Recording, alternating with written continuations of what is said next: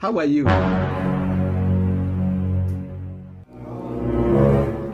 Niangalia hivyo. Nisikilize. Kwa nini ulienda kufanya uhalifu mtaa mmoja? Hapana. Mimi sikufanya hivyo. Sikufanya hivyo kabisa. Ina maana mimi ninadanganya kuongea maneno haya? Nisikilize. Wewe na wenzako mulivamia lile puru na kuiba hela zilizokuwa kwenye puru. Kwa nini mlifanya hivyo? Sijui. Labda Abedi na mwenzake Musa walifanya hivyo.